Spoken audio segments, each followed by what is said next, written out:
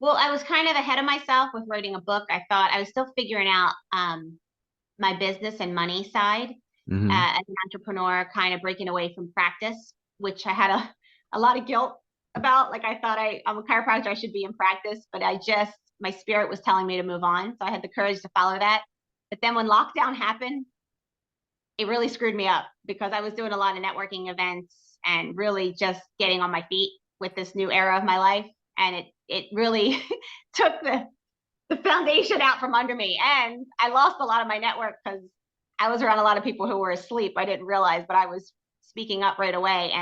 But when they locked us down, I never thought it was going to last more than like 2 weeks. I'm like, people are not going to stay in their house this long. I had no idea. I had no idea what we were getting into, but I just decided to start writing my story because it really just came from a place of wanting to share my healing story to empower people that we heal ourselves. Like Hmm. I feel like it came full on circle, like when I got out and practiced for the first time, and I felt like people didn't want to hear what I had to say because I was too radical in my thinking. I felt like I was hitting it again. But now, because they didn't want to hear what I had to say, I was being locked up. Like, so I didn't, it kind of freaked me out. So I thought I'm just going to write my story, do something positive. And I didn't know if I was going to publish it or do anything like that. I mean, I didn't know what I was doing. I was like just blindly following, creating this. And it just kind of fell into place. And I wrote my own just to empower people that we heal ourselves, just to think outside the mainstream system. And creating your desired life is so important to your health. That's what I found as a chiropractor. I realized that people were coming in with the same stuff, the same symptoms, the same chronic things because they weren't happy in their relationships. They weren't happy with their career. They didn't have purpose in life anymore. They weren't dreaming. They were just making ends meet every day.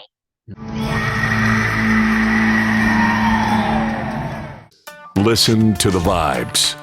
Welcome, everyone, to another episode of Listen to the Vibes. And I'm happy to welcome Dr. Lynn Carey here. She is a chiropractor, an author, and an entrepreneur.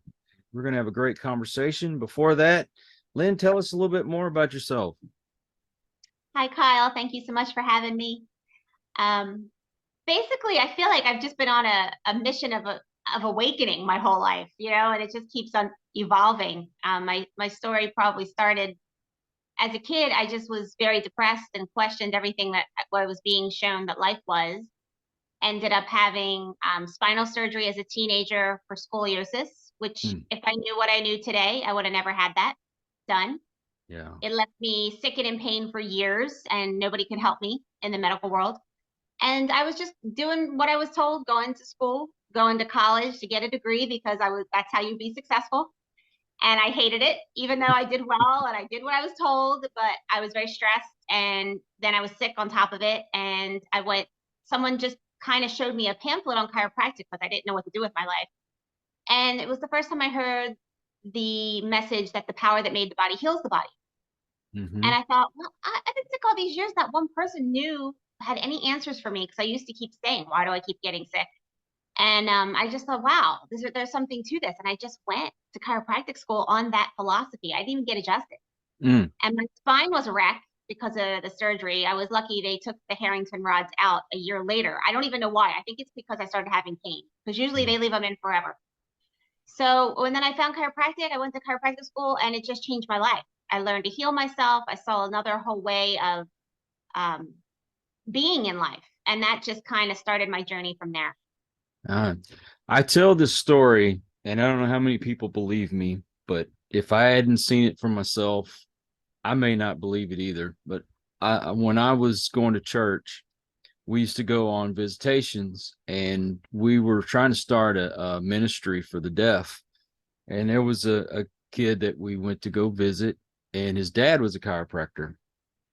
Now, my youngest son, when he was little, he had all kinds of ailments. I mean, he had allergies real bad.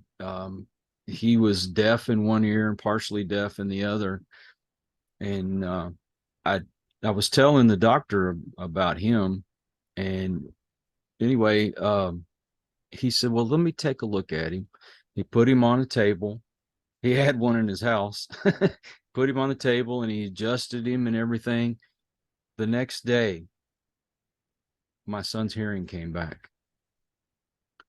His all his allergies went away. And this was a kid. I used to have to sit under a tent and give him breathing treatments and all this kind of stuff. And he was just a sickly little boy. Now he's perfectly fine.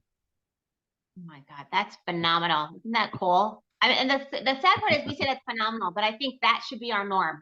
We've gotten so far away from what natural healing is and what our body does. And that's what chiropractic can bring you back to that. To remind us that we heal ourselves. It's not even the adjustment. The fixio clears the interference of whatever stresses we accumulate in this life, and it clears it so your body has his body's wisdom can come in and do what it has to do. So, and that's how chiropractic started. It was the D.D. Palmer was a magnetic healer, and he was working on a patient, and he found a misaligned bone in his back, and the patient was deaf. He adjusted him, and his hearing came back. That's the start of chiropractic. Wow, I did not know that. In 1895. Yes. Now, there was a Greek philosopher, and I don't remember which one, but he said that your health starts in your spine. And that was, back in those days. I mean, we're talking a long time ago. Right. Well, the truth is the truth. The truth always remains the same. It's always all this other stuff that keeps changing. But when you start researching, you'll see with the healing, with religions, like a lot of them, it's based on the same truth. But as humans, we kind of take it in 1,001 directions. We like to complicate things. You teach spirituality as well, right? I mean, I guess I don't even know how to label everything, but for me, when I understood healing, and I think I had such a powerful experience with understanding of it because I was going through my own stuff. So I learned to get better. It wasn't just like I had one adjustment that fixed me. It was the process of getting back in tune with my body and losing the fear that I could actually be better, because the pain would be so crippling at times that I thought, I'm never going to be normal. I mean, the pain, like I would just fall, my legs would give out. And I think getting over that fear, because I started understanding what the body's trying to do. You start understanding symptoms are just your body's way of telling you you're out of balance. So if you can learn to work with that and honor that, and for me, I started to relay it to the other areas of life. I mean, that is spirituality, because it starts with the spine, but really, like the chiropractic philosophy is, what's the difference like between a person who's alive and a person who's dead? That's the spirituality side. We can't really label it. It's a life force, right? There's a light, you have life. So we call it innate intelligence. So we always want to work with that innate intelligence, because that's the wisdom that your body knows what to do all the time. I mean, as we sit here, your body's doing 1,000, a million, it's not even 1,000, millions of functions right now. Can you imagine trying to consciously do it yourself? There's no way. Yeah, that's crazy, isn't it? Right. So it's like, we just need to start paying attention again and getting in tune. And I feel like that is spirituality, and it leads to every area of your life. Yeah, I can tell you, since I got diagnosed, I'm diabetic, and it was so bad for so long. I actually developed a disease in my spine where the bones are deteriorating. And if you look in between my spinal bones, it looks like you're walking in a cave with stalactites and stalagmites, and it's tearing up my discs, of course. And it's also it's gave me nerve damage, and I have tics, and I have a hard time like holding on to stuff and writing, all that. And ever since all that started happening, I've noticed that I get sick a lot more, and I'm down.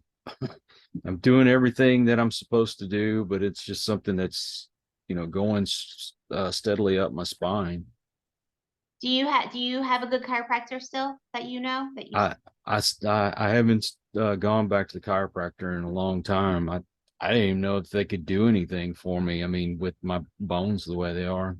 Well, I'll tell you, my spine looks ridiculous on X-ray, because they cut off pieces and everything because of doing the Harrington rods. And I still can get adjusted normal, and it changed my whole life. Like, it really got me back to, I don't live in pain anymore.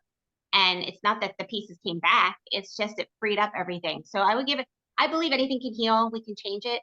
But I think we have to connect also the emotional components. So you can do the body work, but you also have to get into the emotional component. Like, I don't know if you've ever heard of Louise Hay. No. She was a metaphysical teacher, and she just passed away a couple years ago, but she started the whole Hay House, like personal development, self-healing, self-publishing books, all the books. And she has one book, it's called You Can Heal Your Body. And it's really amazing because she lists all the symptoms, even in your spine. And then she had lists the emotional cause behind it. Like, what's the negative belief we have? And then gives you a positive affirmation to say. And I'm telling you, every time the symptom comes up for me, I'm like, this is weird. Because I don't get sick that often, but sometimes when things come up, I'm like, this is weird. I look it up in the book. Dang, she's on every time.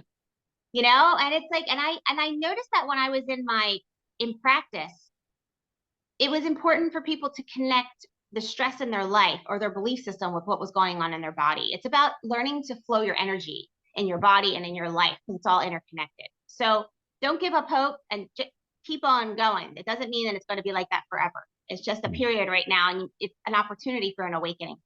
Yeah, it was crazy. The first time it happened, I was sitting on the floor in front of my wife, and I just kind of stretched out and I leaned back.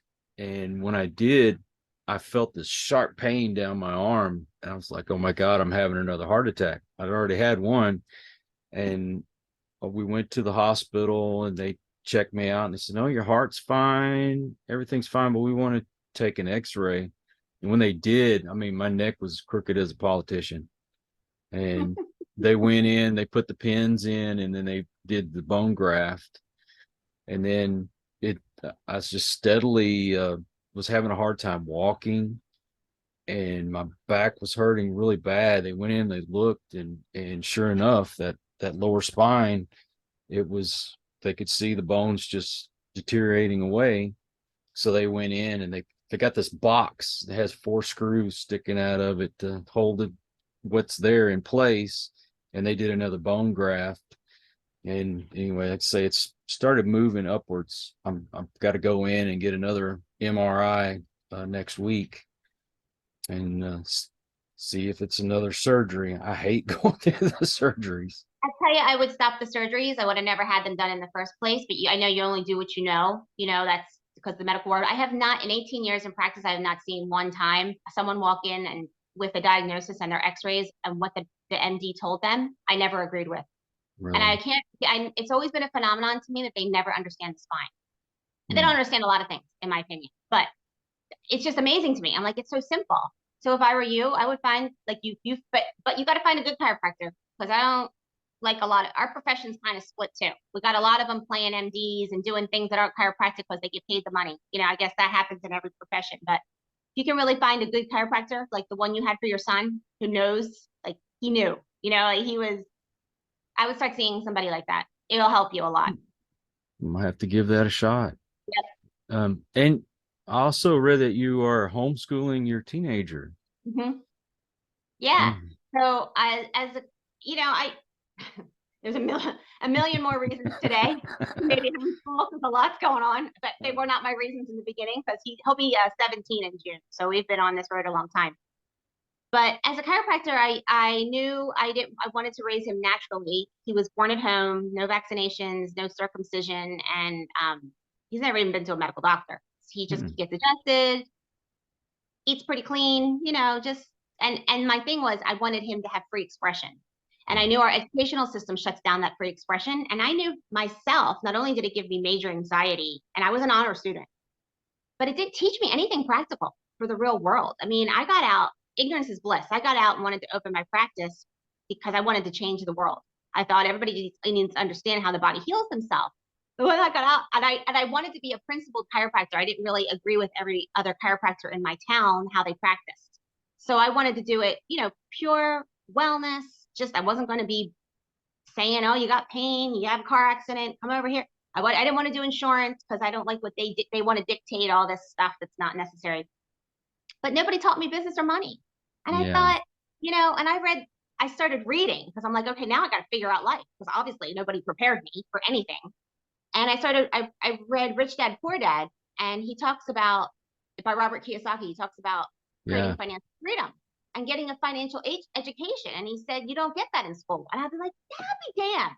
I knew I was wasting my time in that place. And now, like, when you understand that concept, it was almost like when my aha moment went on about health, that my moment went on about finances. And I'm like, I just want my son to be raised to have a different experience, you know? And so for me, it was about homeschooling, which I didn't know what I was going to, how to do it. That's a whole nother story. But now we're really unschooling. I mean, I just want him to find his passion and create multiple streams of income, be free, do your thing. You know, I'm not a big college person. I think they push it on too many people. Maybe there's a time and place for it, but they make it like it's so necessary to be successful, and it's not.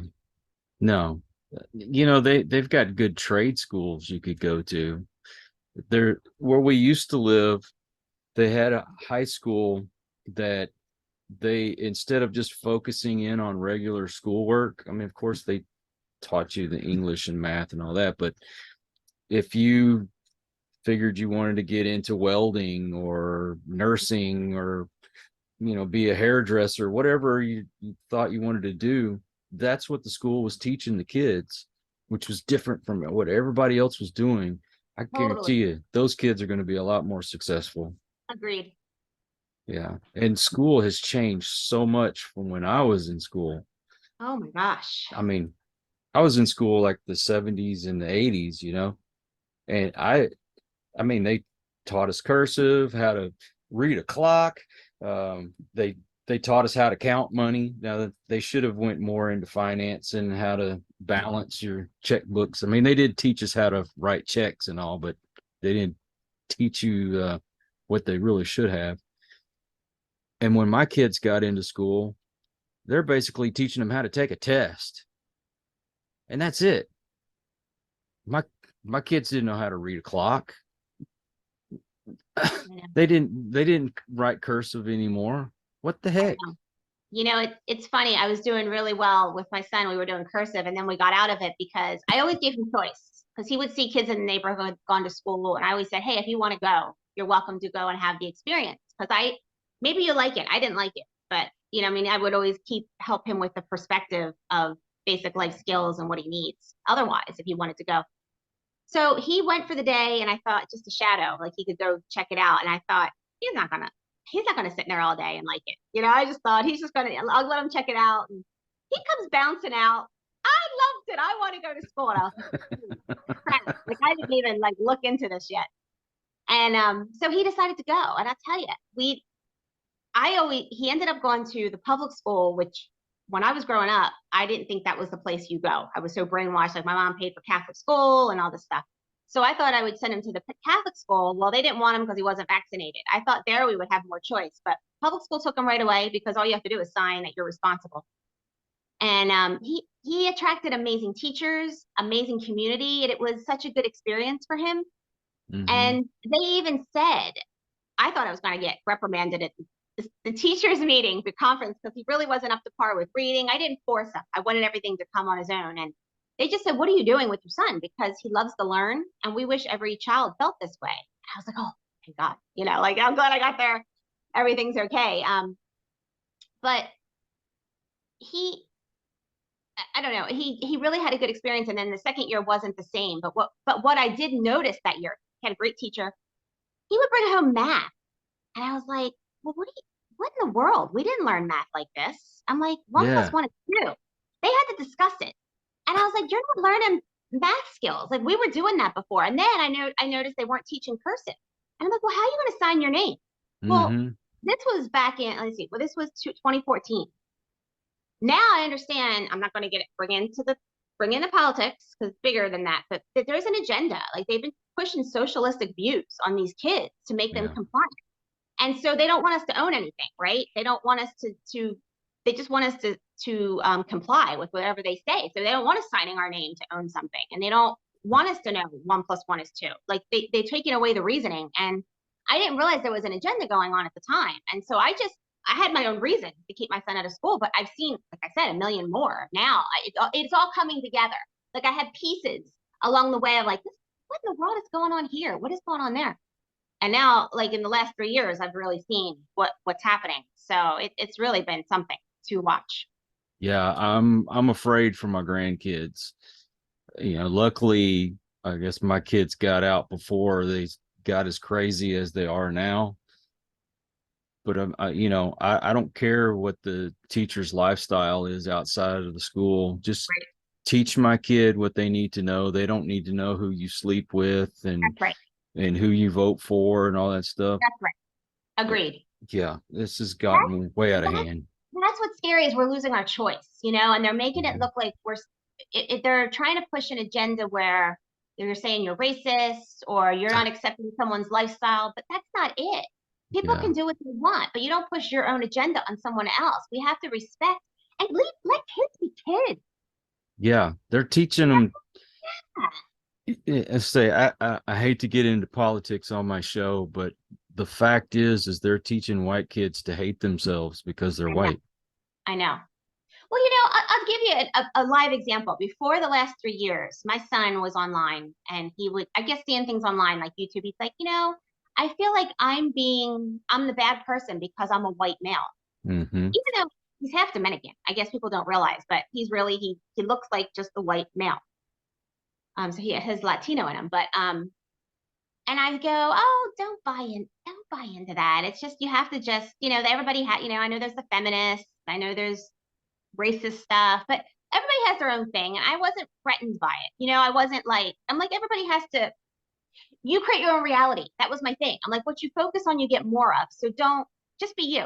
Mm-hmm. But then I realized the lockdowns happened and all this was really coming out, I told him, I'm like, I'm sorry, I didn't listen. Like, I didn't see how bad it was, and he was picking up on it pretty soon. Then pretty quick.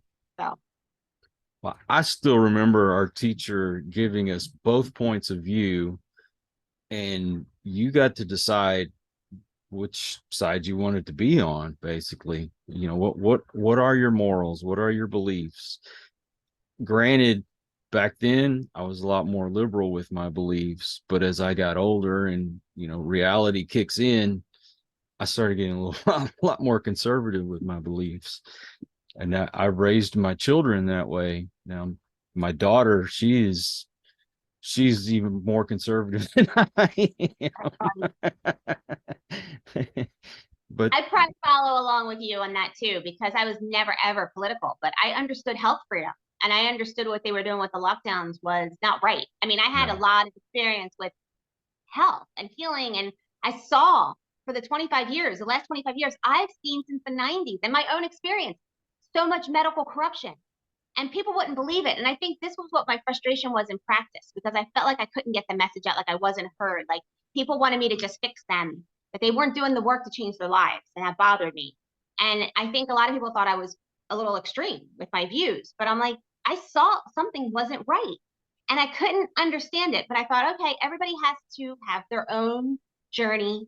They have to come to their own conclusions. They have to do what's right for their body. They have to, I didn't have my awakening until I had the full on 2 spinal surgeries and nobody could help me at that point after. So it was left in my hands to figure it out. So I thought we all have to come to those conclusions ourselves. But what freaked me out was 3 years ago, I was in trouble if I didn't wear the mask, right? And people were yelling at me. And I thought, they don't even know what they're talking about. Like I have all this background and they're telling me I'm crazy. And I knew what was going on. And so we were losing our freedom of choice at that point, and it was really scary for me at that point. Yeah, they're now starting to actually come out with the real stats on, like, what was those N7, whatever those masks were, the heavy duty ones. And I think where they measure microns or however they measured it, I think they would block about 80 microns, but you have to be careful what you say because they censor you. Well, anyway, what we're talking about was at 50, so that it wasn't blocking it out at all. And those stupid little cloth masks you might as well not have worn it at all. I know. And the thing is that they were wrecking their own immune system by wearing it. I still see people wearing them and it freaks me out. I'm like, you can't breathe. here's the thing. You're sucking in what your body's giving off as waste. You're lowering your immune system by covering this up. I can't believe they got away with this, that people are still wearing. I mean, it doesn't make sense to cover. You're trying to breathe. You're suffocating yourself to save somebody else. I mean, what kind of level of stupidity have we come to as humanity that's normal now? Yeah.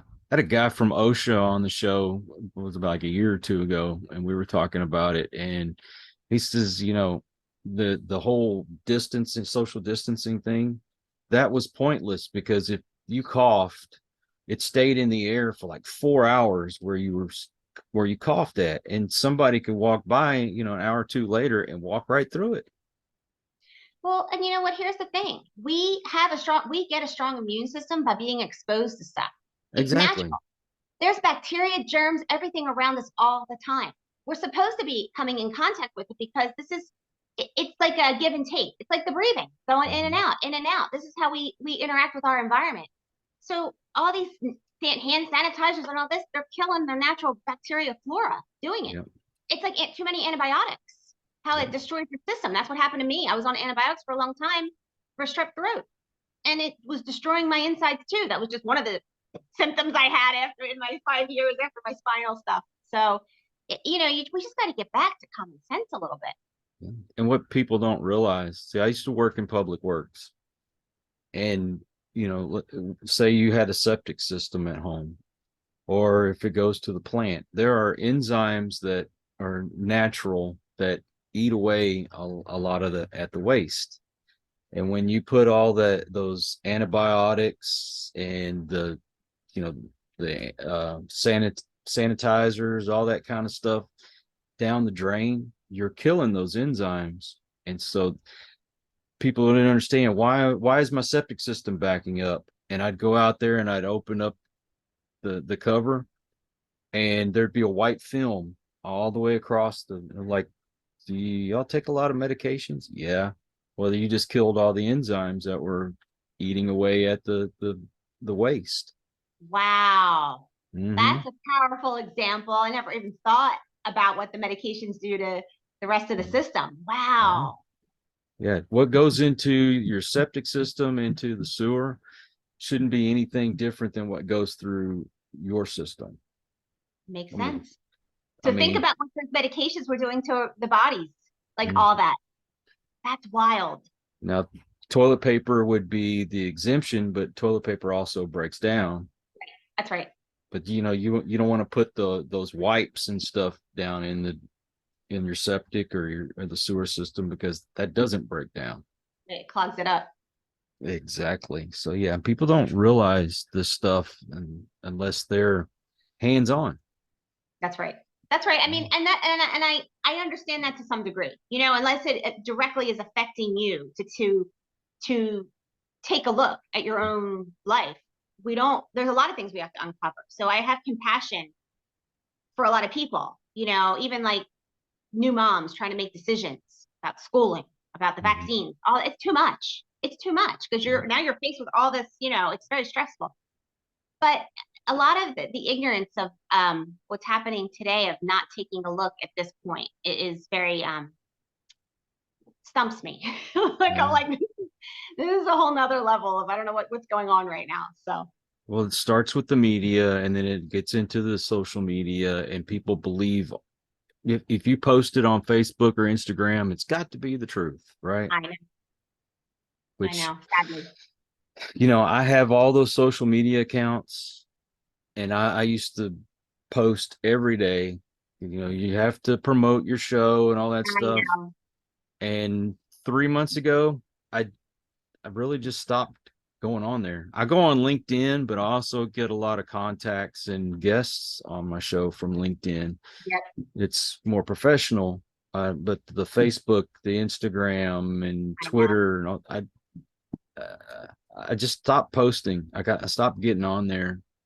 And I haven't seen any change in how many people watch my videos. Right. So then I wouldn't give me incentive to go back either. You probably have more peace of mind not being on there. Well, it was stressful because you have to be on at a certain time of day, and you've got to put these hashtags and keywords, and like, it's just too much. I know. And if And it's not making a difference, I wouldn't be on there either. what's the point? What's the point? Exactly. Exactly. Let's talk a little bit about your book. I didn't really get to see a whole lot about it, but I did notice on your website that you had a book. So Yep. Well, I was kind of ahead of myself with writing a book. I thought I was still figuring out my business and money side mhm. as an entrepreneur, kind of breaking away from practice, which I had a lot of guilt about. Like I thought I'm a chiropractor, I should be in practice, but my spirit was telling me to move on. So I had the courage to follow that. But then when lockdown happened, it really screwed me up because I was doing a lot of networking events and really just getting on my feet with this new era of my life. And it really took the foundation out from under me. And I lost a lot of my network because I was around a lot of people who were asleep. I didn't realize, but I was speaking up right away. But when they locked us down, I never thought it was going to last more than like 2 weeks. I'm like, people are not going to stay in their house this long. I had no idea. I had no idea what we were getting into, but I just decided to start writing my story because it really just came from a place of wanting to share my healing story to empower people that we heal ourselves. Like, Mhm. I feel like it came full on circle. Like when I got out and practiced for the first time, and I felt like people didn't want to hear what I had to say because I was too radical in my thinking. I felt like I was hitting it again. But now, because they didn't want to hear what I had to say, I was being locked up. Like, so I didn't, it kind of freaked me out. So I thought I'm just going to write my story, do something positive. And I didn't know if I was going to publish it or do anything like that. I mean, I didn't know what I was doing. I was like just blindly following, creating this. And it just kind of fell into place. And I wrote my own just to empower people that we heal ourselves, just to think outside the mainstream system. And creating your desired life is so important to your health. That's what I found as a chiropractor. I realized that people were coming in with the same stuff, the same symptoms, the same chronic things because they weren't happy in their relationships. They weren't happy with their career. They didn't have purpose in life anymore. They weren't dreaming. They were just making ends meet every day. Mhm. And so I really saw how this affected our life force, that innate wisdom, how it was suppressing, which is our immune system. It's kind of like suppressing it. So I put all that in my book. It's called My Journey to Grace. It was about my own experience from pain and sickness to well-being, from depression to really finding my grace self. And how important it is to create your desired life because it affects your ultimate well-being. Of the way media and social media, it seems like it goes back to that all the time. They're teaching people to be selfish, to have this ego and not think really about others anymore. And I think that is one reason why people are feeling so depressed. I feel a lot happier when I'm helping someone else, when I do something for someone else. I used to, that saying that it's better to give than to receive. As a kid, I thought, well, that's crazy. I like getting gifts, but I get more joy out of watching my kids and my grandkids open their presents, or if there's someone out there in need, giving them food or giving them clothing or whatever. There is such a joy in that. And you're not focused on your own problems all the time. Is that kind of what you're seeing as well? I think especially we are taught though that finding our own happiness is selfish, but I'm saying when you really tap into that gray state, is the gray state is kind of like a higher vibration place. It's something that I experienced after I was on mission trips, which is about serving others, right? And I realized it was changing me, and it really raised the vibration for myself in my life. And I realized when you reach a frequency, I call it's like the bliss Mhm. state, the love vibe. It's like falling in love, but there's no other person. It's just you feel great when you're in that place. That's the gray state. We're supposed to keep ourselves in that place the majority of the time. And when you're in that state, you can't help but help someone else. Like Yeah. it's a natural offering to uplift somebody else, either by your vibe or it's synchronistic flow. Of course, you would line up with the person you need to be with, whether to help them or they help you. I believe it's a synchronistic, it's a higher vibration. I think that's what we're shifting to right now.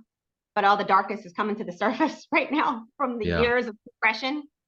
But I think that's very much part of it. I think we automatically want to help others when we're in our natural state. And you do feel that joy of giving. It's not about just accumulating the money or getting the bigger house or the car, you know what I mean? It's not about the superficial stuff. It's not that they're bad, but they don't give you lasting joy. It's the meaningful moments, enjoying nature, enjoying the people you're around. It's and really being present, not stuck, distracted, or with worrying about your problems or on your phone and all that kind of stuff.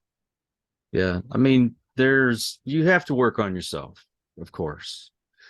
I had to look inwardly from the things that I was doing. When I was at my most selfish is when I was drinking and doing the drugs and, just thinking about how I was going to have fun, when I got off work or the weekend, that kind of thing. And when I changed the way I ate, when I quit drinking and quit doing the drugs and focused on being a better dad and being a better husband, and that's the kind of focus I think people need to have, is changing yourself for the better. But unfortunately, when you see some of this stuff, especially on social media, it's all about, just think about yourself all the time. It's almost like a pity party, like you dwell on your problems. Yeah, we're making victims out of ourselves, and we're trying to see how we can out victim the next person. Yes, and that's the opposite of what we should be doing. We should be, sometimes I think people don't want to. They think when helping themselves, it's like, well, if I give up drinking, how am I going to feel that high, like that good? But we should be feeling good. That's the thing. So it's not about a rigid regimen where you lose the joy in life. It's about getting back to your natural state is joy. I really believe that. You're going to find more and more things, different things that uplift you and in a natural way where it benefits you. It benefits your environment. It's a natural. You're a better parent. You're a better spouse. You're a business person, whatever you're doing in your life. It's in more of a natural, there's an ease to it. It's not this struggle and regimented stuff where I think because we were raised in such a regimented, this is what I call the mainstream system. That's why we want to drink, because that's how you can't let go. Like that was my thing. I drank like crazy when I was in college and stuff because it was how I let go. I was in so much pain. I was wrapped up so tight trying to get A's, trying to do everything perfect that I didn't know how to let go. When I drank, it's like you let go. So I think we can do that without the alcohol. Like, do you know what I'm saying? It's not that it has to be bad, but that's what we have to tap into. It's because there's a natural joy there that then you're not going to want to do that other stuff. It's not that like you're creating another prison system for yourself. Some people I think don't like that rigidity. It's not that. It's a different place I'm talking about. Yeah, that saying that goes, "Stop and smell the roses." I really understood what it truly meant when I started getting out into nature. I like to go to the river. There's something about the water that's very calming for me. I want to get out there and I put my feet in the water and I just kind of let all the bad stuff flow out and then take in the good stuff. That brings me that same feeling that I used to get when I was trying to escape with the drugs and alcohol. I mean, of course, I don't got the buzz going on in my head, but that joy, that feeling of the rest of the world doesn't matter right now. Focus. I said it better. You described it. I can totally relate to those moments. I am very much about being present in my moment and seeing what good's happening right now, right in front of me. That's a great way to tap into your natural state. Yeah, put that phone down for a while and check out the trees, the grass, the flowers. When we moved up here to the Austin area, I started seeing like deer and the raccoons. We have rabbits that come into our yard. There's a mama rabbit that likes to come back here and make those little burrows in the ground to have her babies. So yeah, we have to watch for that now. But I love that. That's awesome. And then I started gardening. Like I I have flowers, but most of it is vegetables. That's a And great thing to start connecting to. I haven't done that, and I know that would be very, very healing on so many levels, just even to eat those natural vegetables again, because they're so hard to find in the supermarket. it's nice to go out there, and I've got peppers and tomatoes and onions and cilantro. Well, I can make my pico de gallo right out of my own garden. Oh, it's probably delicious too. My God. Um, my wife likes squash and stuff like that, so I'm growing that. We've got pumpkins, we've got watermelons. Hopefully the pumpkins will be ready by Halloween. So How beautiful will that be? Not even you could eat some and yeah. have it decorations too. It'll be all over. Oh, wow. I love that. And something that I don't think unless you do it, you'll understand. I tell people I actually feel closer to God when I'm out there in my garden. There's something Absolutely. about growing something and seeing it grow right before your eyes, and then you actually get to pick from the fruits. No better example. I think that's amazing. So do you do your sessions like in person, online? How do you do that? So what I do is I don't have my practice anymore, but I Mhm. do things online. I mean, I have my book. I also created a course, which is just a master class that I kind of like, if you wanted to have a consult with me, it's like I kind of gave it all in an hour and a half video. I broke it up in different sections. I have that. And I also do healthy habits coaching, which is online with me. We would just talk like this.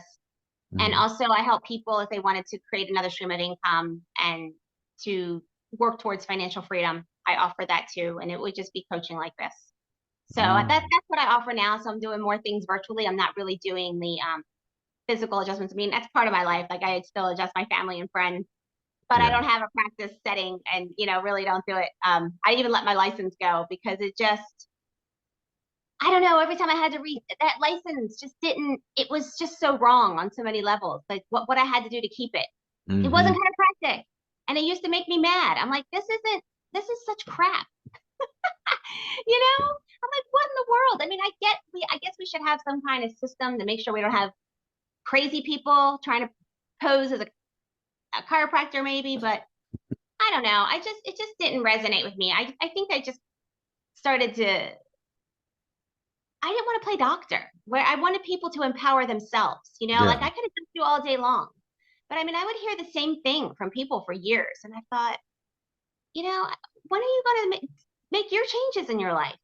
That was what I got in for. It wasn't for me to say, I know I'm the doctor, I can fix you. I never got into it. I mean, people didn't even call me doctor in my office. I had them call me Lynn because I wanted them to know the power was within them and they have the power to heal themselves and make their lives great.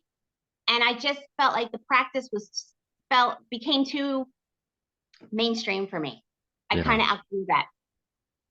So I guess folks are so used to the same old, they just don't want to break that. I know that's true. Yeah, I hear that a lot, and the people are too scared to get out of the norm. And one thing that I've kind of picked up from other coaches that you get comfortable with the uncomfortable.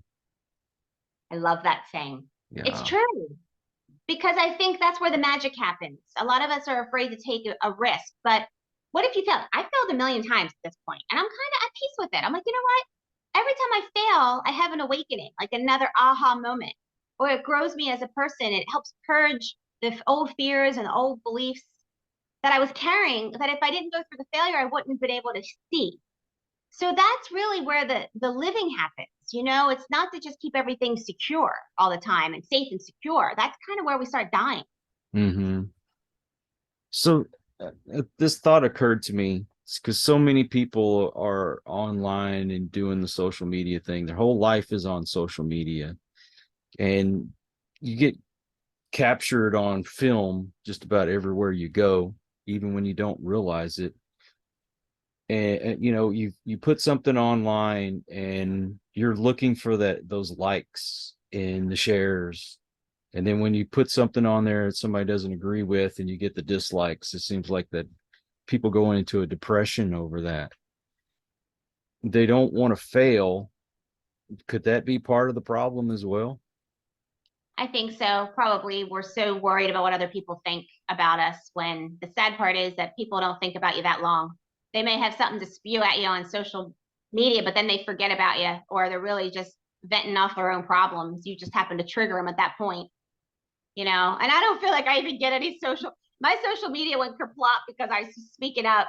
So I think I'm shadow banned anyway. I barely get any likes and things that I used to, because they know who's not going with their agenda, and they hover over your your Yeah. space.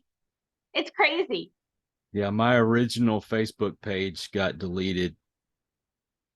Yep. Yeah. I know. Been through it too. Even my little YouTube channel that I started 4 years ago, I was just showing little blurbs to inspire people. That was my whole thing. I only went on to inspire people and to Mhm. share, and to and it just became such a toxic environment. But they're still deleting some of my videos. Like YouTube just said, "Oh, we deleted it from 3 years ago. We didn't like what you said," and all I just shared a couple of books for another perspective on the latest disease, and they didn't like it. So I'm like, this is crazy. Yeah, I have a feeling some of the things that I've said in the past and some of the guests that I've had is the reason why I feel like I'm almost shadow banned on YouTube. It's like you hover. You can tell the difference. Like I would steadily, maybe like on Instagram, get like maybe 10 new followers.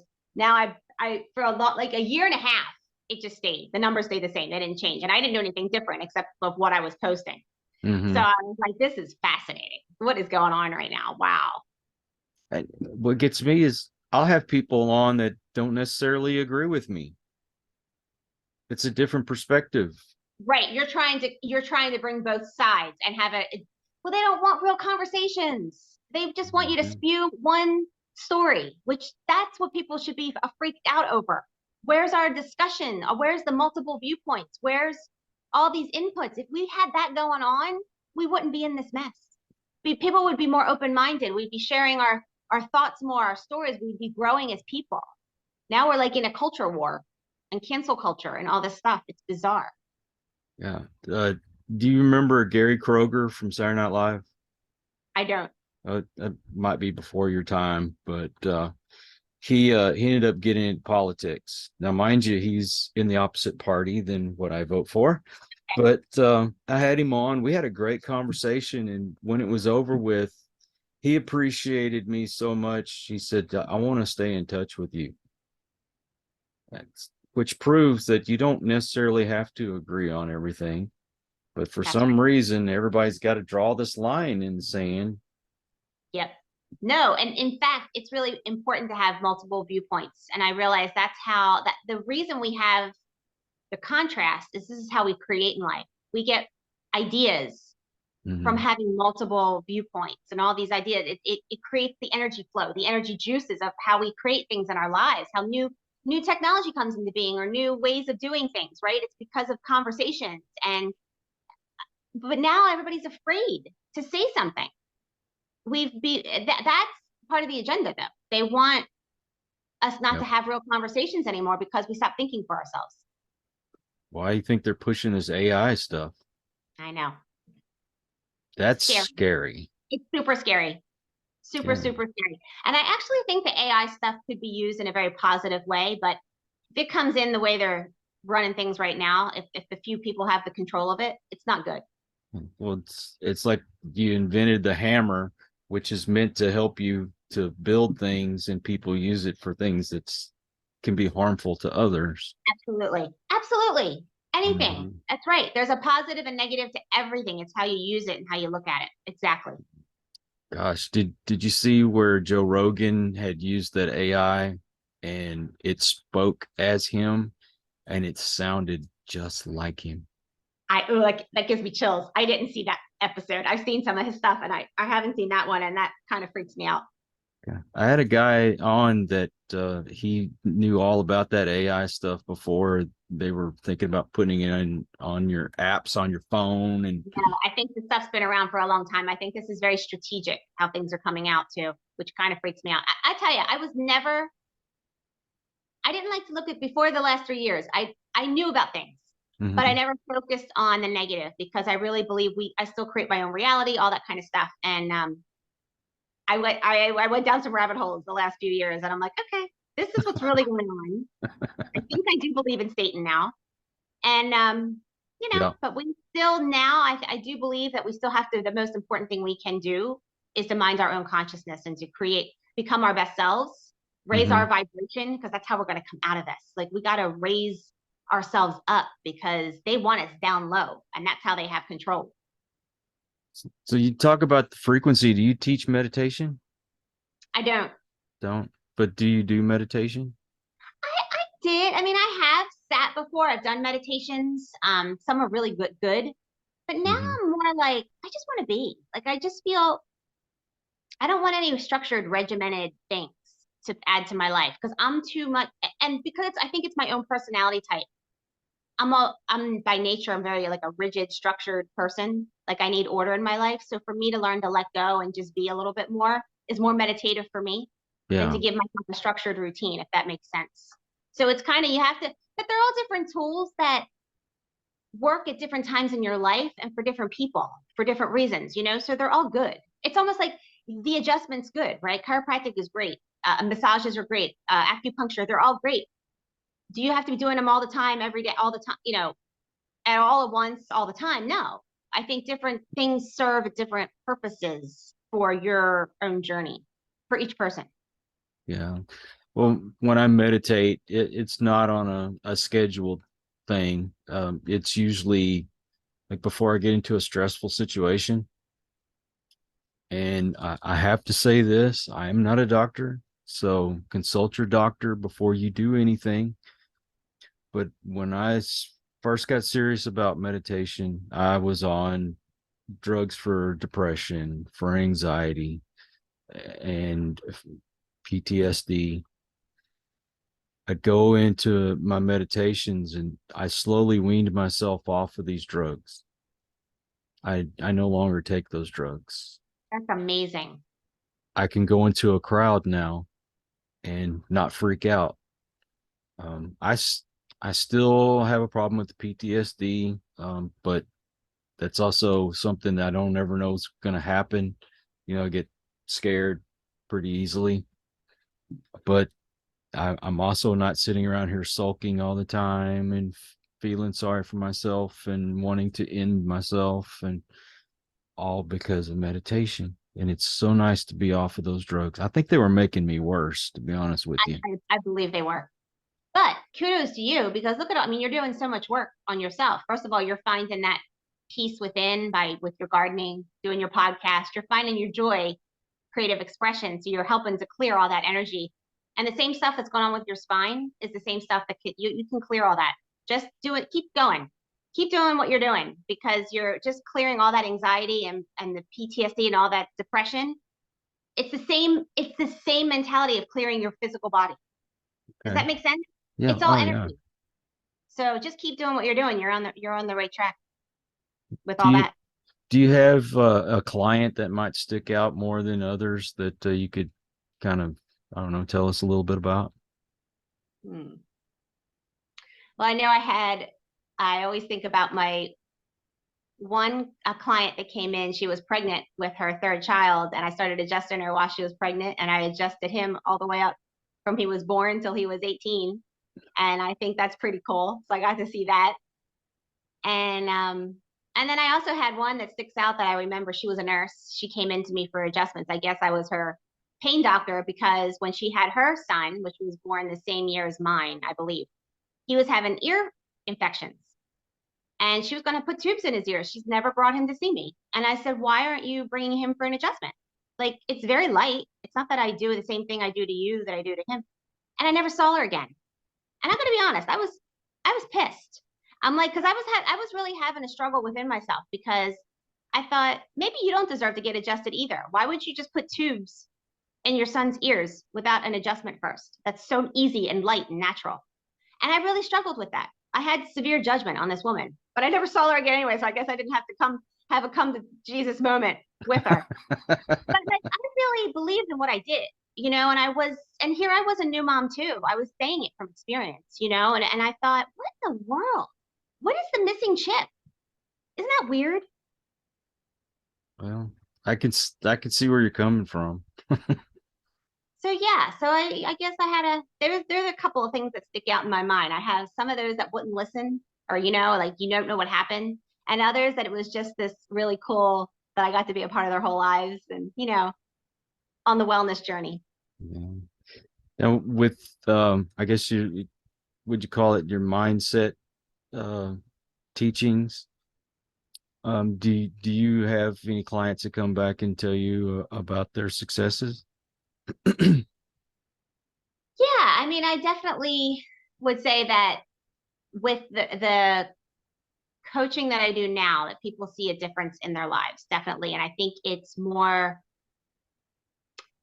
the healthy habits or building another stream of income is a true opportunity to do personal development work. That's what I like. So you really get to dig to find those places where you're blocked in your mindset that's not letting life flow, like really getting into your life. And that is your immune system. I mean, really, it's all connected. The people don't always realize that. But if you have blocks about certain things, about what you're eating or how money's flowing in your life, that's also going to affect the way your body heals itself because you're blocking it. It's like a stress. So if you can learn to really tap into the root cause of that, it's huge. Can you tell everyone your website?